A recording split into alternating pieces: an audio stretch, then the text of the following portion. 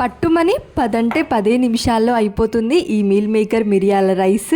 Mutton chicken కాకుండా వెజ్లో ఏదైనా తినాలి అనుకుంటే ఈ రైస్ ట్రై చేయండి, టేస్ట్ అద్దిరిపోద్ది. ఫస్ట్ మిల్ మేకర్ని హాట్ వాటర్లో నానబెట్టుకొని ఎక్స్ట్రా వాటర్ మొత్తం స్క్వీజ్ చేసి మిక్సీ జార్లో వేసి పల్స్ మోడ్లో గ్రైండ్ చేసుకోవాలి. మసాలా కోసం లవంగాలు, 2 టేబుల్ స్పూన్ మిరియాలు, దాల్చిన చెక్క, జీలకర్ర ఇవన్నీ దోరగా వేయించి మిక్సీ పట్టేసుకోవాలి. 3 టేబుల్ స్పూన్లు ఆయిల్ వేసుకొని సన్నగా కట్ చేసుకున్న ఉల్లిపాయలు, పచ్చిమిర్చి వేసేసి బాగా ఫ్రై చేసుకున్న తర్వాత కరివేపాకు, అల్లం వెల్లుల్లి పేస్ట్ వేసి ఫ్రై చేసుకోవాలి.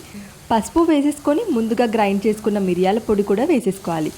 ఇవన్నీ బాగా మిక్స్ చేసుకున్న తర్వాత మిల్ మేకర్ కీమా, టేస్ట్కి సరిపడా సాల్ట్ వేసేసుకొని బాగా ఫ్రై చేసేసుకొని ముందుగానే ఉడికించి పెట్టుకున్న రైస్ యాడ్ చేసేసుకొని మిక్స్ చేసుకుంటే ఫైనల్గా కొత్తిమీర వేసేసి కలుపుకున్నాం అనుకోండి, మన టేస్టీ మిరియాల మిల్ మేకర్ రైస్ రెడీ.